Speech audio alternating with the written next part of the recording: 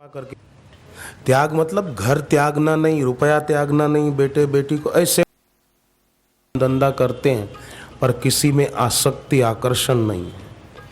तो प्रार्थना पुण्यकर्म आदि से त्याग की शक्ति आती है और त्याग से सही अर्थ में सेवक होने की शक्ति आती है, लक्ष्मण जी की तरह। फिर सेवा स्वतः होती है और सेवक होने में सब कोई स्वतंत्र है, साधक बनने में सब कोई स्वतंत्र है। और खास ध्यान देने की बात यह है कि साधक और सेवक होना उन्नति का साधन है, पर साधक और सेवक कहलाना ये अवनति का साधन है। कहलाना एक बात है और होना कुछ अलग बात है। तो जो हो पाते हैं वे धन्य हो जाते हैं। जैसे नदी की गति सागर की ओर होती है, उसी प्रकार सच्चे साधक और सेवक की गति सेव्य की ओर, ईश्वर की ओर, गुरु की ओर ही होती है।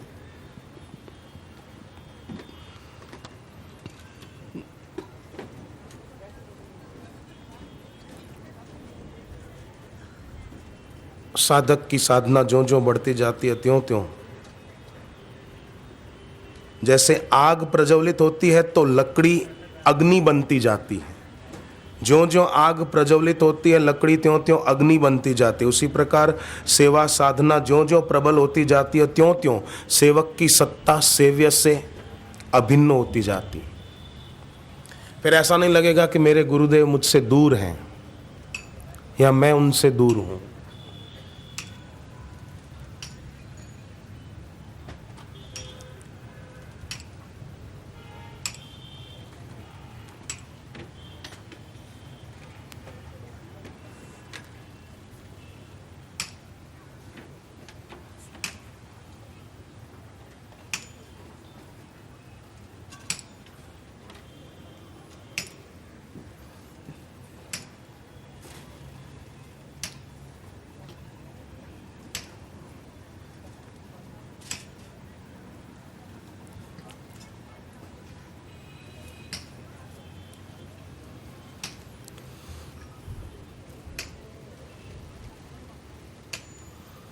हरि ओम।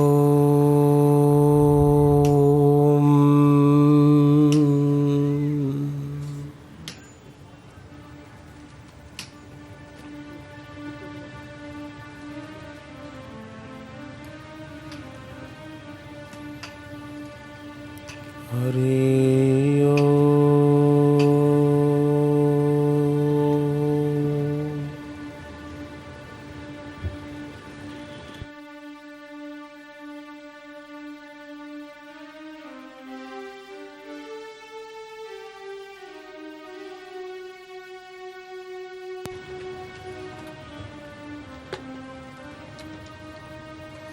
हरि ओम।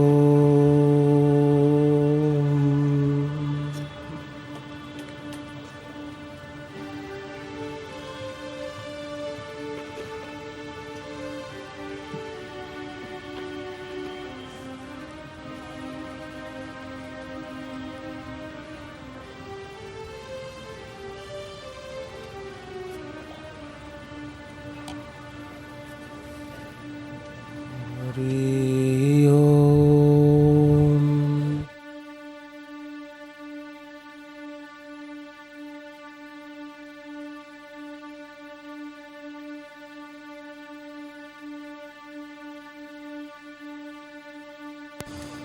हरि ओम।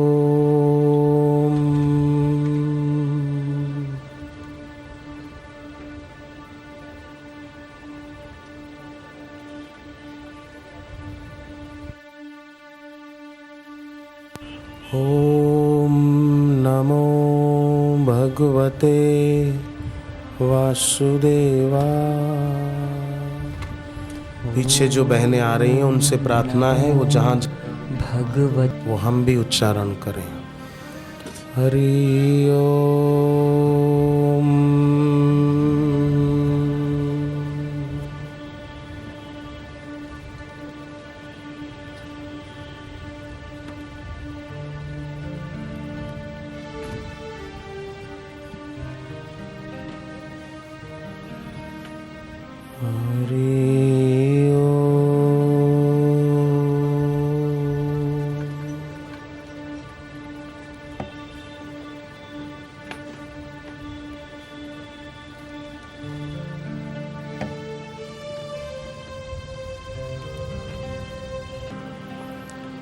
विद्युत प्रभेव चपलावत यौवन श्री वृद्धा प्रधावती यथा मृगराज पत्नी तस्मात् मध्य शरणम मम दीन बंधु। हे भगवान, कच्चे घड़े में रखे हुए जल की तरह आयु का नाश हो रहा है। यौवन की शोभा बिजली आकाश में जो चमकती है उसकी तरह क्षण भंगुर है, और वृद्धावस्था शेरनी की तरह खाने के लिए दौड़ी चली आ रही है। इस कारण हे दीनबंधु, मेरे लिए एकमात्र आप ही शरण ग्रहण करने योग्य हैं। आयाद व्ययो मम भवत्यधिको विनीते। हे भगवान, मेरे पास आय से व्यय ज्यादा है, और आयुष्य में तो ऐसा है ना कि खर्च हो रही है, अब आयु और मिलने वाली तो है नहीं।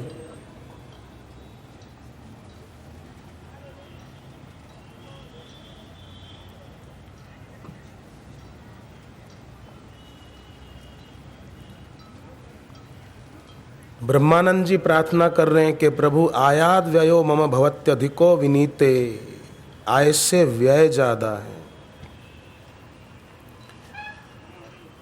और मुझ अविनीत पर काम आदि ही बलि होते हैं।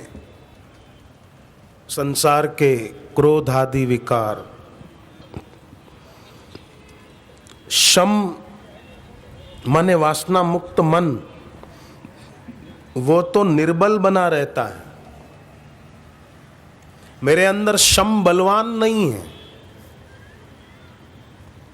कामादयो ही बलिनो निबला शमाद्यहा, शम कमजोर पड़ रहा है मेरा। मृत्युर्यदा तुदति माम बत किम वदेयम, जब मृत्यु मेरे शरीर को छुड़ाकर जीव को ले जाने के लिए आएगी, उस समय मैं क्या कह सकूंगा। इसलिए मैं अभी से कह रहा हूं, तस्मात् त्वमद्य शरणम मम दीन बंधु।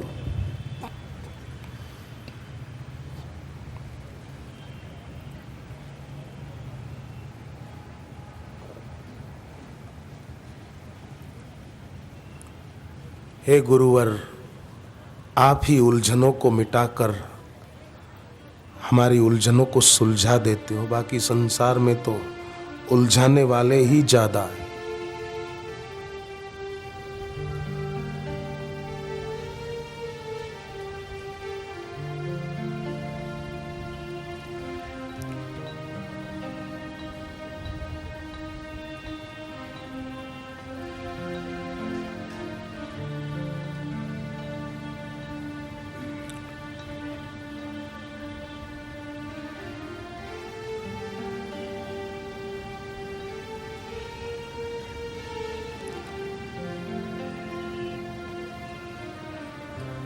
गुरु के दर्शन हो रहे हों,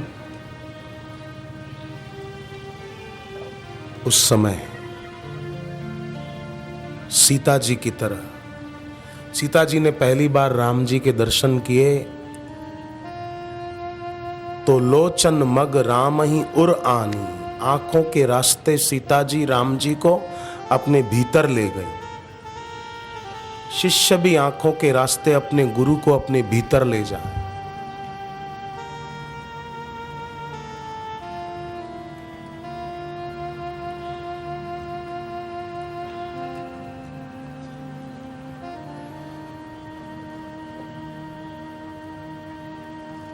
और जहां ऐसे समर्थ गुरु आ गए, वहां और कोई दोष या दुख या विकार कैसे टिक पाएंगे।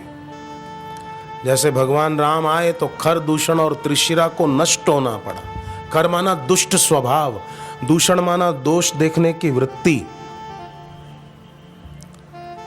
मंथरा ने राम जी में भी दोष देख लिया था, कई कौशल्या में भी दोष देख लिया था। खर नष्ट हो जाए, दूषण नष्ट हो गया, त्रिशिरा, ये 3 राक्षस आए थे राम जी को मारने के लिए, पर ये तीनों ही नष्ट हो गए। खर माने दुष्ट स्वभाव, दूषण माना दोष देखने की वृत्ति, कम से कम घर में तो कर सकते हैं। पति पत्नी एक दूसरे में दोष देखे ही नहीं। मंदिर में गया, पति देव के आगे प्रार्थना की कि देव दया कर, मेरी पत्नी मुझ पर शंका करती रहती है। देव प्रकट हो गए कि तेरी पत्नी भी थोड़ी देर पहले यही प्रार्थना करके गई है कि मेरे पति मुझ पर शंका करते रहते हैं। तो उस पति ने कहा, आपने क्या सोचा है फिर? बोले, मैंने सोचा है मैं तुम दोनों की बातों में ना आऊं तो अच्छा है।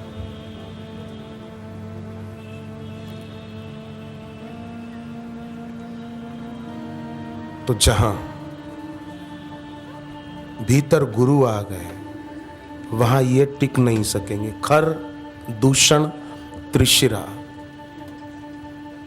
राम जी आए तो ये तीनों को नष्ट होना पड़ा। उसी प्रकार साधक के अंदर सदगुरु आए। लोचन मग राम ही उर आनी।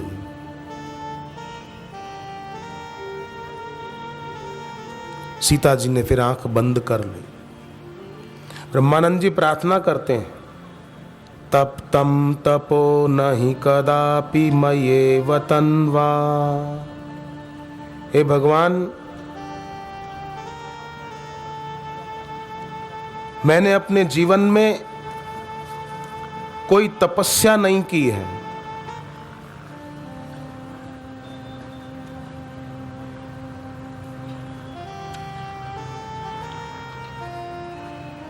और हे भगवान,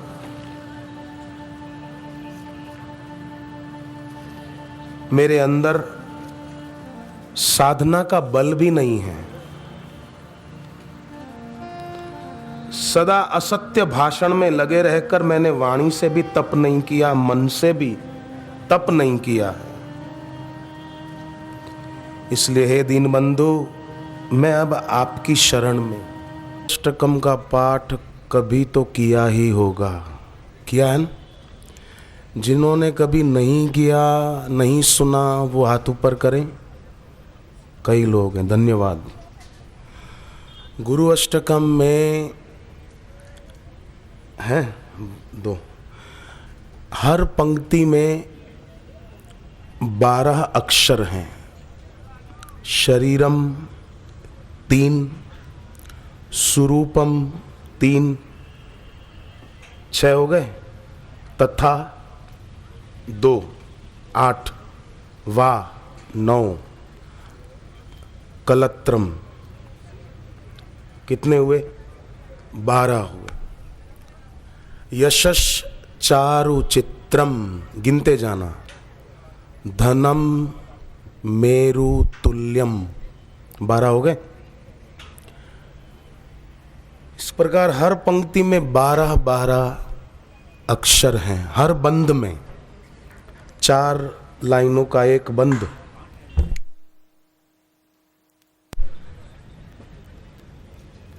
और हर पंक्ति में 12 अक्षर हैं।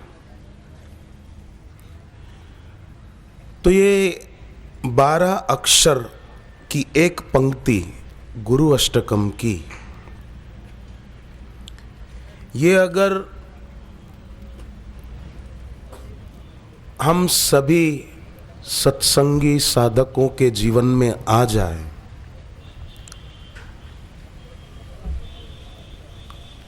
और अगर रोज हम उसको प्रीतिपूर्वक भीतर ही भीतर गाते हैं, तो मेरा ऐसा व्यक्तिगत मत है कि 12 ज्योतिर्लिंगों की स्तुति उन साधकों के द्वारा रोज हो रही है। 12 हैं अक्षर हर पंक्ति में। गणपति जी के 12 नाम नारद पुराण में बताया गया है कि उन 12 नामों का अगर कोई रोज संध्या के समय उच्चारण करे तो उसके जीवन में से विघ्न दूर होंगे। उसकी फलश्रुति बताइए, आप बोलना साथ में। 12 नाम जो गणपति जी के नारद पुराण में बताए। और मैं ये कहना चाहता हूँ कि ये गुरु अष्टकम की हर पंक्ति के 12 अक्षर मानो गणपति जी के 12 नामों का पाठ हो रहा है। क्यों, कैसे? कोई तर्क करे कि गणेश माना विवेक। गणेश पूजा क्या है?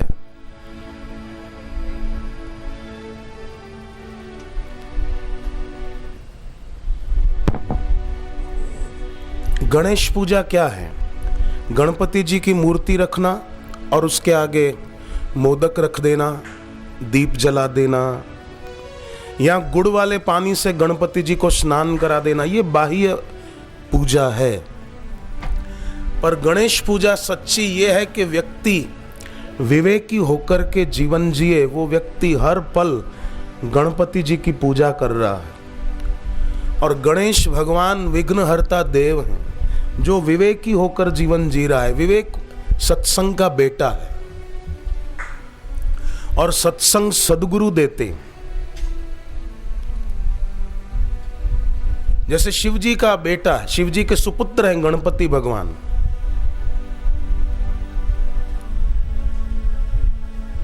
गुरु शिव जी के पुत्र गणेश जी, और गुरु के हर सूत्र से शिष्य का विवेक जागृत होता है। अगर वो गुरु के सूत्र को महत्व दे तो, जैसे शिव जी के पुत्र को महत्व दे तो वो विघ्न दूर करते हैं, ऐसे गुरु के सूत्र को महत्व दे तो वो विवेक जागृत करते हैं। और विवेकी व्यक्ति हमेशा ऐसा जीवन जिएगा कि उसके जीवन में विघ्न न आए, और आए तो विघ्न उसकी भक्ति और श्रद्धा को, विवेक को नष्ट न करें। वो कहीं भी रहे परंतु अपनी भक्ति, अपनी उपासना का मार्ग न भूले। ये सच्ची गणेश पूजा है। तो ये गुरु अष्टकम की हर पंक्ति के 12 अक्षर, और ये कहे किसने है? शंकराचार्य जी ने। शंकराचार्य जी वो जिन्होंने 8 साल की उम्र में दीक्षा लेने की इच्छा व्यक्त की, और 8 साल की उम्र में केरल प्रदेश से पैदल चले दीक्षा लेने के लिए। उनके गुरुदेव गुरु गोविंद पादाचार्य रहते थे मध्य प्रदेश में इंदौर और खंडवा के बीच। ओमकारेश्वर तीर्थ है नर्मदा नदी के किनारे, ज्योतिर्लिंग ओमकारेश्वर, वहां गुरु रहते थे। 2 महीने पैदल चले और गुरु के पास आकर दीक्षा ली। दीक्षा देने वाले गुरु के प्रति भक्ति भाव था, सो उन्होंने एक गुरु अष्टकम की रचना की।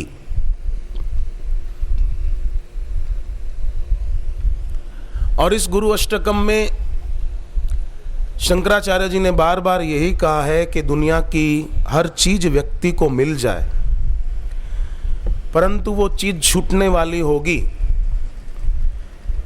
पर गुरुदेव के चरणों में अगर प्रीति नहीं होगी तो मिली हुई सब चीजें किस काम की? क्योंकि हर संयोग का वियोग हर पल हो रहा है। और जो संयोग में वियोग को देखेगा, कौन देखेगा? जिसके जीवन में गुरु के सूत्र के द्वारा विवेक गणेश जागृत होंगे।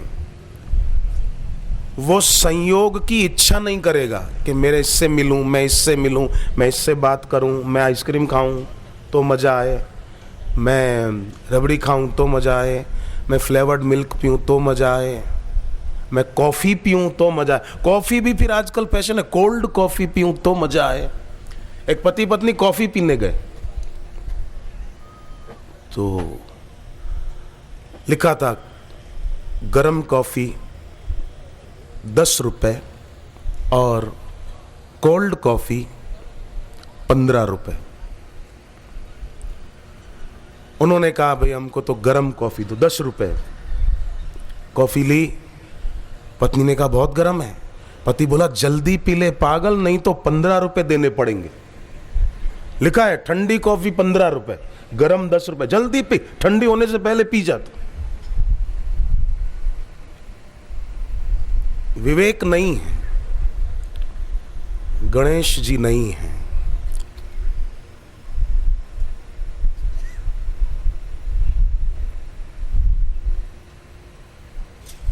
तो गणपति जी के 12 नाम नारद पुराण में बताए गए हैं, आप सुनकर दोहराइएगा।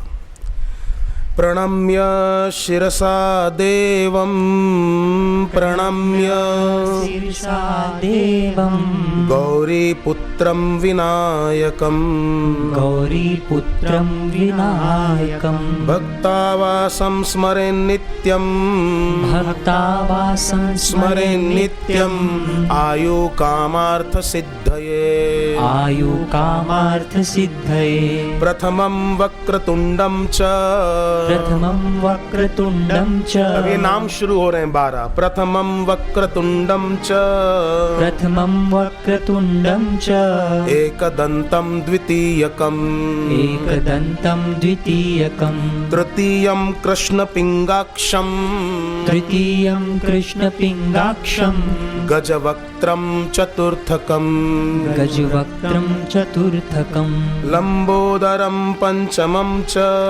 लम्बोदरं पञ्चमं च षष्ठं विकटमेव च षष्ठं विकटमेव च सप्तमं विघ्नराजं च सप्तमं विघ्नराजं च धूम्रवर्णं तथाष्टमम् धूम्रवर्णं तथाष्टमं नवमं भालचन्द्रं च नवमं भालचन्द्रं च दशमं तु विनायकम् दशमं तु विनायकम् एकादशं गणपति एकादशं गणपति द्वादशं तु गजाननं द्वादशं तु गजाननं द्वादश एतानि नामानि द्वादशेतानि नामानि त्रिसन्ध्यं यः पठेन्नरः त्रिसन्ध्यं यः पठेन्नरः न च विघ्नभयं तस्य न च विघ्नभयं तस्य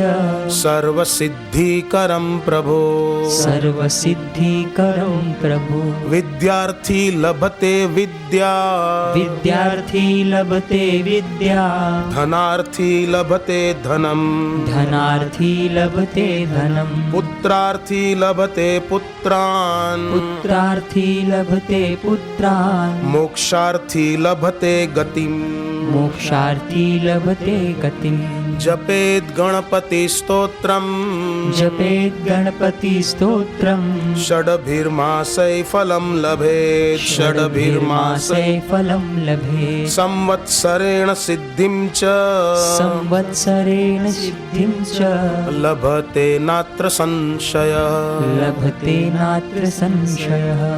तो ये इसकी फलश्रुति बताई। विद्यार्थी को विद्या प्राप्ति में सहायता मिले, धन प्राप्ति की इच्छा है तो उसको धन प्राप्ति में सहायता मिले, और पुत्र प्राप्ति तो उसको पुत्र प्राप्ति में उनकी कृपा मिले, और मोक्ष चाहने वाले को मोक्ष मिल जाए। अब देखो, क्या ये सब बातें जो बताई गई फलश्रुति, 12 नामों को 3 संध्या के समय जो बोले उसको इन सब की प्राप्ति हो सकती है। तो इन सब की प्राप्ति गुरुदेव से दीक्षा लेकर जप करने वालों को, सारस्वत्य मंत्र विद्यार्थी लेते हैं उन विद्यार्थी भाई बहनों को क्या विद्या प्राप्ति में सहायता नहीं मिल रही? क्या निसंतान पति पत्नी को संतान की प्राप्ति नहीं हो रही? क्या आर्थिक कष्ट से जूझने वाले लोगों के आर्थिक कष्ट दूर नहीं हो रहे? जितनी जिसकी दृढ़ता वो उतना फल पाता है। गहरी श्रद्धा होती है, परिणाम पीछे पीछे आता है। तो मुझे लगा कि ये जो गुरु अष्टकम के एक एक पंक्ति के 12 अक्षर हैं, उसमें जो शंकराचार्य जी ने गुरु भक्ति के गीत गाए, वो समझो शिष्य के दिल में अगर ये भक्ति जगेगी तो विवेक जगेगा। विवेक जगेगा तो उस व्यक्ति के द्वारा स्वाभाविक गणपति जो विवेक के देवता हैं वो प्रसन्न होंगे। देखो, एक होती है बाह्य पूजा, ठीक है, जैसे रावण था, शिव जी की पूजा करता था, और ऐसी पूजा करता था कि आप और हम कर ही नहीं सकते। रावण ने 10 सिर काट के अग्नि कुंड में डाल दिए, आप और हम कर सकते हैं? रावण के पास तो इतनी सिद्धि थी, सिर काट के डाल रहा था, फिर वो आ रहा था, ऑटोमेटिक सर्जरी हो रही थी, सिर काट के डालता हो फिर आके जुड़ जाता था। हाँ, एक बात है, रावण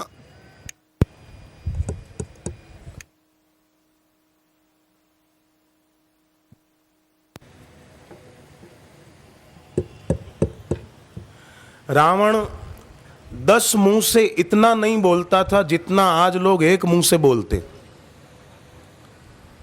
रावण 10 मुंह से इतनी निंदा नहीं करता था जितना चैनल वाले, बोलने वाले एक मुंह से इतना बोल लेते। रावण भी चैनलों पे निंदा करने वालों को देखकर लगता होगा कि ये लोग मेरा पुतला क्यों जलाते हैं, इनका जलाना चाहिए। हाँ, मुझे भी, मैं सहमत हूं, इनके पुतले जलाने चाहिए।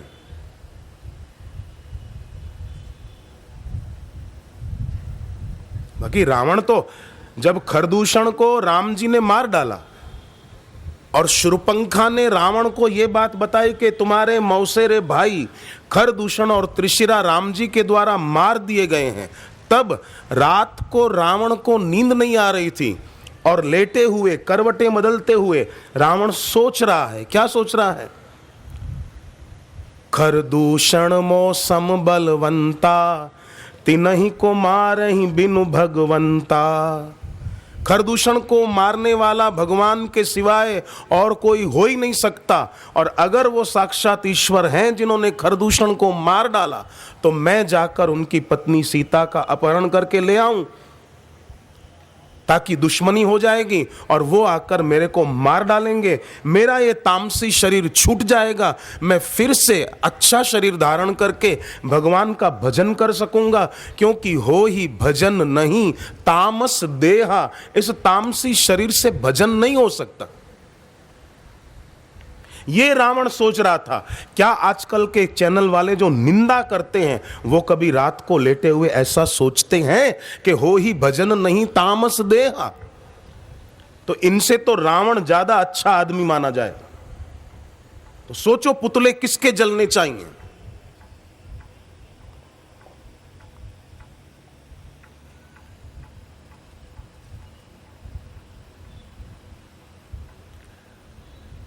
शूर्पणखा के बारे में कहा गया है कि अशुभ रूप श्रुति नासाहीनी। शूर्पणखा का रूप अशुभ था। क्यों अशुभ था? श्रुति, श्रुति कान को भी श्रुति कहते हैं, नासा नाक नहीं थी। जिसका जीवन वेद विहीन है उसका रूप अशुभ ही है। फिर भले बाहर से बन ठन के बोलता हो, चेहरा दिखने में अपना अच्छा बना लेता हो, पर वेदों ने शारीरिक सौंदर्य की अनित्यता का प्रतिपादन बार बार किया।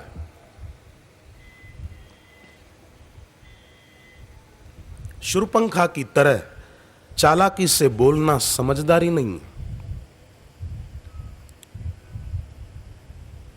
भक्ति भाव से बोलना, अपनी भी और दूसरे की भी भक्ति बढ़े, प्रीति बढ़े, ऐसा बोलना, ये समझदारी। हमारा भी और सामने वाले का भी विवेक बढ़े और विवेक के देवता गणेश जी राजी हों, ऐसा कुछ बोलना। तो एक बाह्य पूजा होती जो रावण भी करता था, और उस बाह्य पूजा के फलस्वरूप उसको कई वरदान भी मिल गए, पर फिर भी जिन शिव जी की उसने पूजा आराधना की, वो शिव जी जब राम रावण का युद्ध हो रहा था, आकाश से युद्ध देख रहे थे, फिर भी रावण की मदद करने को नहीं आए। यहां तक कि शिव जी का एक अंश हनुमान जी, वो रावण को मारने वालों के पक्ष में खड़े थे। बाह्य पूजा तो बहुत की थी, परंतु बात पते की ये है कि जिनकी तुम पूजा कर रहे हो, उपासना कर रहे हो, अगर उनके स्वभाव के अनुरूप अपना स्वभाव नहीं बनाया, तो वो देव जिनकी तुम आराधना कर रहे हो वो राजी बिल्कुल नहीं होंगे। गणेश जी की पूजा कर ली, ओम वक्रतुंड महाकाय सूर्यकोटि समप्रभ निर्विघ्नं कुर्मे देव सर्वकार्येषु सर्वदा अभिप्सितार्थ सिद्ध्यर्थम पूजितो यस्सुरासुरै सर्वविघ्न हरस्तस्मै गणाधिपतये नमः। तो बाह्य पूजा हो गई गणेश जी की, परंतु इसी से गणपति राजी नहीं हो जाएंगे। गणपति जी का जो स्वभाव है, गणपति जी को जो अच्छा लगता है, गणपति जी को क्या अच्छा लगता है? जासु महिमा जान गण राओ, प्रथम पूजियत नाम प्रभाव। गणपति जी को भगवान का नाम प्यारा लगता है, और वो भगवान का नाम सदगुरु से दीक्षा में लेकर जो श्रद्धा पूर्वक जप करता है, सोचो उस पर गणेश भगवान राजी होंगे कि नहीं होंगे? यहां केवल गणेश जी की मूर्ति के आगे दीप जलाने वाले पर राजी होंगे? जरूर गुरु से दीक्षा लेकर जप करने वाले भक्त पर गणपति जी ज्यादा राजी होंगे, क्योंकि गणेश जी को नाम प्रिय है।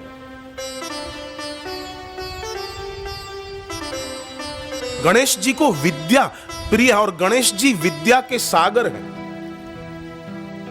विद्यावारिधि गणेश जी की स्तुति में आता है, बुद्धि विदाता। तो ऐसी विद्या जो गुरुमुख से पाते हैं, उन पर भी गणपति जी प्रसन्न होते हैं।